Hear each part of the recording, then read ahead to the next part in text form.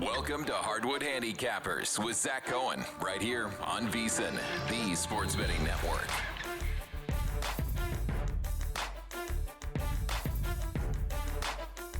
This is Zachary Cohen, VSiN.com senior editor, with another episode of Hardwood Handicappers. Hardwood Handicappers is sponsored by Better Picks, the fantasy app that turns your basketball takes into cash. Download the Better app and use code VSiNPod to get $10 free. No deposit needed. That's VSiNPod, VSiNPod. We have a link for that in the description. We're going to start today quickly talking about a little bit of news from yesterday. I don't want to take too much time on it because we do have some day basketball for today where there's really honestly nothing better than that. So I just want to talk quickly about Nikola Jokic. We talked a little bit about it on yesterday's show, but it was before we had a firm timetable on what that injury would look like. And, I was working off the assumption that he would be out 1 to 2 weeks with the bone bruise, and it looks like it's going to be 4+ weeks with the reevaluation coming in 4 weeks. So that is big in terms of betting. I mean, it means that Jokic is very likely not going to be eligible to win the MVP award, which is a bit of a bummer because it was starting to look like he was going to win that award. He's having one of the best offensive seasons in NBA history, if not the best offensive season in NBA history. He's also leading the league in both rebounds and assists per game. And I just think that he has started to kind of climb a little bit above SGA. And now it's looking a bit like a one-man race in that market. And really the only thing that I think could take SGA away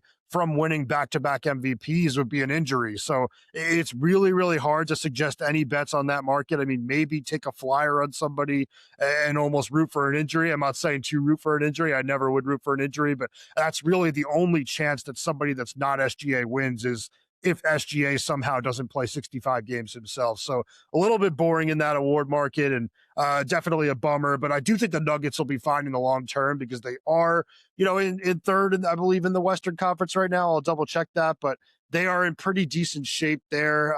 Third place in the Western Conference. They will slide. They're missing Cameron Johnson. They're missing Christian Brown. They're missing Aaron Gordon. They are going to be a pretty lousy team over the next 2-3 weeks, but they should have everybody back healthy for the final 30 or so games. And I do think that they're going to win enough in that stretch to get out of the play-in tournament. And as long as they avoid the play-in, they can win the entire NBA title. So I think this team is going to be fine in the long term. It's just the MVP market has changed in a big way.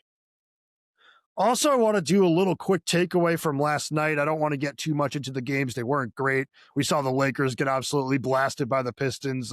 Clippers won 5 straight, and there was a really exciting game between the Sixers and Grizzlies. But the one takeaway I have, and you probably know where I'm going with this if you've been listening to this podcast, but Keyonte George in a loss to the Boston Celtics goes for 37 points, 7 assists, and 6 rebounds.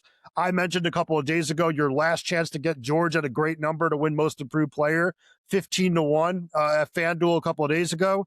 The best price available for him now is plus 800, and there was one site that had him at plus 600. So he has really started to make up ground on some of the leaders in this award. And Josh Giddey did just get injured for Chicago, and he's going to miss some time. So it really is starting to look like George is going to have a chance to win. And he really does deserve it. I mean, if you're just looking at what we've seen so far this season, I've mentioned it. He went from being a bad player last year to now being a borderline all-star. He has been absolutely sensational. He looks unguardable going to the basket. He's always been kind of a dynamic off the dribble shooter, even though the percentages haven't been great. Like, he's been able to get his shots whenever he wants. He's just become a really exciting player to watch, and a player that Utah looks really good with when he's on the floor. When him and Lauri Markkanen are out there, Utah's not very far off from being a play-in caliber team, and that's actually something that they are wrestling with right now because they're going to lose their pick in the upcoming NBA draft if they're picking 9 or later. And there is a chance that they end up being in that spot because I do think this is a team that's going to contend for a play-in spot the rest of the season. They are not as bad as you might think when just thinking about the Utah Jazz and what we've seen over the last couple of years. But I don't want to waste any more time because we do have some day basketball, like I said today. We have a game that starts at 1 p.m. Eastern between the Warriors and the Hornets. This is a game where the Warriors are laying 6.5, totals 234.5. I am reading you DraftKings Sportsbook lines as of 9:45 a.m. Eastern. It is December 31st, Wednesday, and I do have a play on this game. However, I got a better line on this because I put this in on the VSiN Pro Picks page last night, Tuesday night. I took the Hornets plus 7.5. It's a little bit of a bigger play for me, and I also took the money line at plus 230. I would still play this. I would probably buy it to plus 7. You could probably do that at play, right as minus 122, minus 125 or so. So I'd be willing to do that still. But yeah, I got plus 7 on this game. And the reason that I took this is because Charlotte, over the last 10 games, is a plus 2.2 net rating. This has been a really solid team lately. And I do think that when they have their healthy lineup, they've looked really damn good. Honestly, if you see the numbers when they have LaMelo Ball, Con Knipple, and Brandon Miller on the floor together, they are scoring 130.3 points per 100 possessions.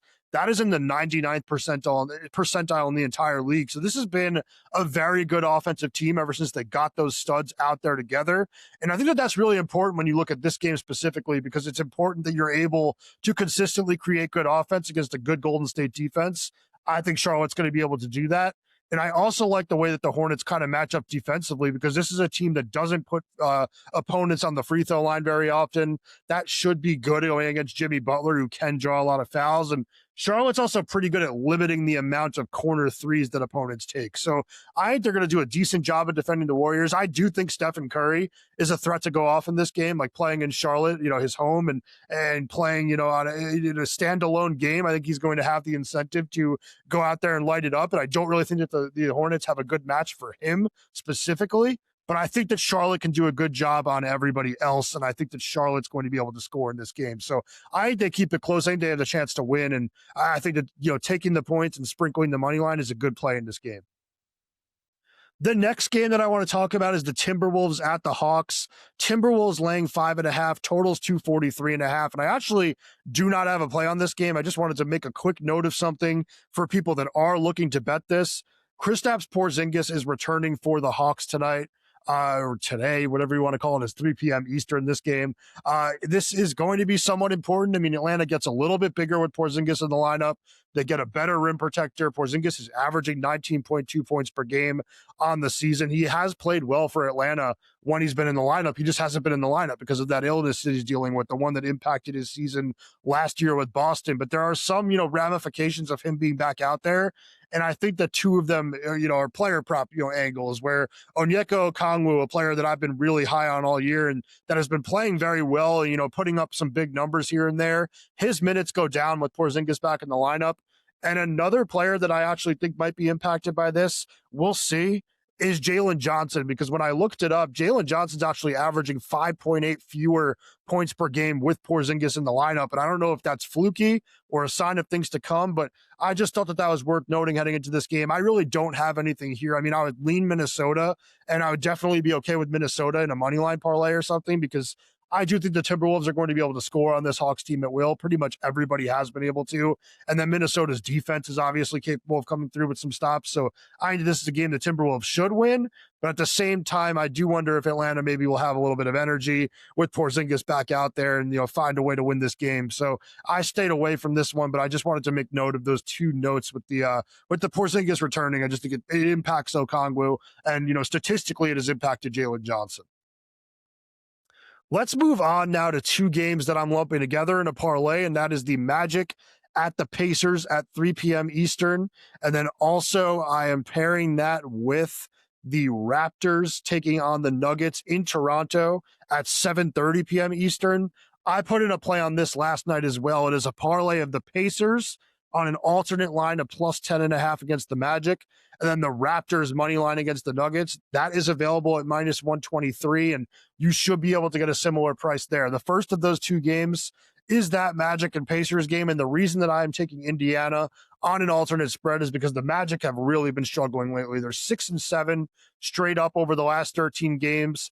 3-10 against the spread in that span. And I think this team desperately needs Franz Wagner back. And I think this team needs to figure out what to do with Paolo Banchero, because this team has been worse when Banchero is on the floor. He has not been fitting in very well. And I do think this is a game where Indiana, coming back from a 2-game road trip, We should see some fight out of them, especially with this being a home game. I think that the Pacers enjoy playing in front of these fans in Indiana. And this is a game where I actually leaned Indy +4 on the normal spread. I just didn't trust it, so I want to take a little bit more. I want a little bit extra cushion. So 10.5, I'm parlaying that with the Raptors money line. The Raptors money line is one of my favorite parlay anchors for today, and really for no other reason than Nikola Jokic is out. I mean, you should be able to beat what's left of this Denver team, which is pretty much just Jamal Murray. I mean, you're missing Jokic, Brown, Gordon, Johnson. Like, that's 4 key rotation pieces. This team still has some players left. I mean, they have some scoring left. Jamal Murray is a guy that can go for 40 any night, but the defense is about to be terrible, and the offense is no longer going to be world-class without Jokic and his playmaking. So I think that a team like Toronto playing at home, a team that wants to make the playoffs in the Eastern Conference, really should be able to win that game. So this is a play that I got at -123. Hopefully you can get the same. And I do think this is going to be a play that'll be very interesting to watch, because this Pacers team hasn't been great lately, but I do think they're going to find a way to keep this game close. Let's now talk about the Suns, my Suns at the Cavaliers. This game tips at 3:30 p.m. Eastern. Cavaliers laying 5.5 points. Total is 234.5. This is a game where I actually leaned Cavaliers on the spread, but the play that I'm making here is Devin Booker over 25.5 points at -108. And this is a weird one for me because I can't remember the last time I took a Booker point prop. I don't really count on him to get going as a scorer like that. I think he's just a little bit too well-rounded at this point. You don't know if you're getting the explosion offensively as a scorer, if he's going to be, coming out as a disher. He's a very, very good passer.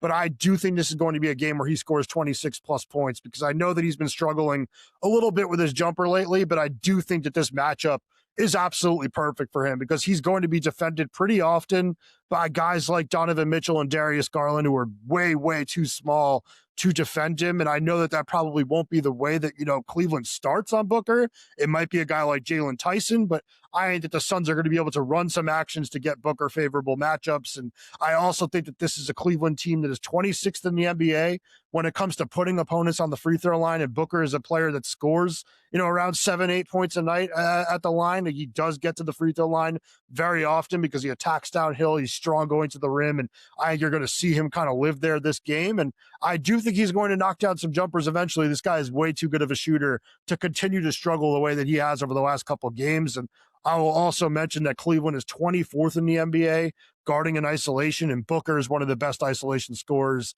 in the entire NBA. So I just really think this is going to be a game where the Suns go down. I do think that the Cavaliers are about to start rattling off some wins here.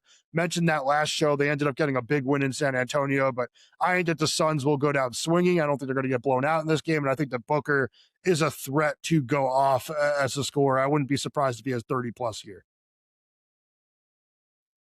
Start the new year off as a better with a VSiN Pro subscription. This is the final week to save 50% off the regular monthly price with our holiday special. Sign up now and get VSiN Pro access through May 1st for just $79, including daily best bets, real-time betting splits from DraftKings and Circa, AI-powered prop tools, and 24/7 video on the VSiN Watch app, covering everything from the college football playoffs and NFL playoffs to March Madness and the Masters. Plus, you'll receive our college football playoff betting guide, complete with expert brackets, Steve Makinen's power ratings, college football playoff and bowl game best bets, and previews for every single bowl game. Start the new year with an edge. Go to vsin.com/subscribe. That's vsin.com/subscribe. I think that offer is great. We are still loading up on bowl game previews. It's almost the end of the bowl season, but head over to vsin.com if you are a college football fan, because we have all sorts of college football coverage, including for the playoffs. So definitely head over there. Let's move on now to Pelicans at Bulls. This game tips at 7 p.m. Eastern. This is a game where I would lean Bulls. I know that Josh Giddey's out for a little bit, but I do think that Chicago playing at home is a tougher team to beat than you would expect, even without one of their better players. And New Orleans, ever since I kind of hyped them up a couple of weeks ago, has been a little bit up and down and not as consistently playing well as I thought that they would have. So I'm not sure that I'm trusting this Pelicans team to win a road game right now. But the play that I'm making here is actually on Zion Williamson over 23.5 points at -112. And I might be going more than a unit on this play. I absolutely love it. So I have seen a lot of this Bulls team They do not defend the basket whatsoever. The numbers back that up. They are 30th in the NBA when it comes to defending at the basket. Nikola Jokic just is not a good rim protector, not really a willing defender whatsoever. So this is a game where if you are a very good driver, which Zion is, you're going to have opportunities to finish. And we actually saw that earlier in the year when Williams had 29 points against the Bulls. I think that this is going to be a very similar game. This guy scores 77% of his points at the rim. And this is also a game that's probably going to be very high in pace, even without Giddey. I think Chicago is going to want to play up tempo. We've seen it over the last 10 games. This team is 7th in the NBA in pace of play. And then over the course of the entire season, they're number 2 in the NBA. But then when you look at over the last 10 games, the Pelicans are actually number 2 in the NBA in pace of play. So just two teams that really want to play fast, and Zion is going to be a blur in transition. He's going to have the ball a lot in the half-court setting to go and attack the rim, and I just would be very surprised if this is not a big offensive performance from him. It's always weird taking an over on a player that really doesn't shoot threes just because it takes a lot to go over, a point total like this when you're just finishing at the rim. But Zion's shown that he is capable of doing it. He looks healthy, knock on wood. Hopefully he doesn't get injured here, but I do think that he's a good bet to go over 23.5. The final game that I want to talk about is the Knicks taking on the Spurs in San Antonio. San Antonio, a 2.5-point favorite at DraftKings. Total is 236.5. This is a rematch of the NBA Cup Finals that we saw in Las Vegas, and this is a game where I really like the Spurs on the money line. This is a bigger play for me to win 1.5 units, and a lot of that has to do with the fact that New York's injury report is a little bit dusty. They've got Josh Hart and Mitchell Robinson on there. Those are two of the grittiest players on this Knicks team. They are both very good rebounders, especially on the offensive glass, both very good defenders as well. I think that missing those two players in this specific matchup's really going to hurt. It means that, New York's going to be relying very, very heavily on what Jalen Brunson could do offensively, which is fine against most teams. But against this team, I think it's a little bit too much to ask of Brunson to go out there and lead you to a win. The Spurs have some very good point of attack defenders. They are going to be physical with Brunson. And Brunson is going to need some help elsewhere in the lineup, and I'm just not sure he's going to consistently get that. And I do think that while, New York did beat San Antonio, making for the one loss that I'm about to say in this trend, this Spurs team has been very good against explosive offenses under Mitch Johnson, 7-1 straight up when facing teams that average 120 plus points per game. I wonder if we're going to see them get to 8-1 and, right the ship after losing that game in Vegas. And I just think that, facing a kind of a one-note New York team that is going to be very offensive-minded, you can expect San Antonio to win. And I will also mention that the Knicks are 0-3, both straight up and against the spread, as road underdogs this season, and the Spurs are 9-4 straight up as home favorites. So, this is not a game that's being played on a neutral court in Vegas. The Spurs will have a huge home court advantage here, and I do think that we're going to see San Antonio take care of business because I like the way that the guards match up with Brunson. I think that Victor Wembanyama is going to have a huge game with New York being without Mitchell Robinson, and I do think that revenge will be on the minds of the Spurs, who definitely want to get their look back for what we saw in Vegas. So that is what I have for Knicks Spurs. I am skipping 2 games for tonight. I'm not talking about the Blazers Thunder, a game with a 15.5-point spread, and I'm not going to talk about Wizards Bucks, where Milwaukee's laying 10.5. So that is all for today. Let's recap the best bets. But first, I wanted to just say, time to put your hoops IQ to the test with Better Picks. Download the Better app and pick more or less on player stats like points, assists, and rebounds, and track your lineup in real time. Use code VSiNPOD to get $10 free, no deposit needed. And with up to 1,000x multipliers off just 2 picks, your hot takes can really pay off.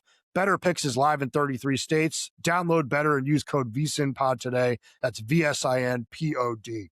Let's run through the best bets for today. I have a lot of them. It's a smaller slate. It's not a smaller slate. It's a slate that starts early, but I think it's not something that's going to be front of mind with all the college football playoff, going on. But I do think this is going to be an opportunity to make some money, which would be nice after a losing night last night. So I'm hoping to get back on track. But I start with the Hornets, plus 7.5 at minus 118. I'm playing that to win 1.5 units, and I have the money line as well, a sprinkle, risking 0.5 units on plus 230 against the Warriors. I have a parlay, a Pacers alternate plus 10.5 versus the Magic, and Raptors money line versus the Nuggets. That's minus 123. Played that to win 1.5 units. Then I have Devin Booker over 25.5 points at minus 108 versus the Cavaliers. Zion Williamson over 23.5 points at -112 versus the Bulls. And then Spurs money line -125. That's also to win 1.5 units against the Knicks. So 5 plays for me today. Hopefully we get back in the win column after last night. Good luck with your bets tonight. By the way, Happy New Year. Enjoy celebrating. Drive safe. We will be talking to you tomorrow on Thursday, January 1st, the first day of 2026. But hopefully we end 2025 on a positive note, and then we'll get 2026 hopefully going on a positive note as well. But yeah, enjoy the evening. Have some fun. Watch Andy Cohen and Anderson Cooper, whatever you're going to do. But yeah, Happy New Year. And please join us for the Thursday show of Hardwood Handicappers.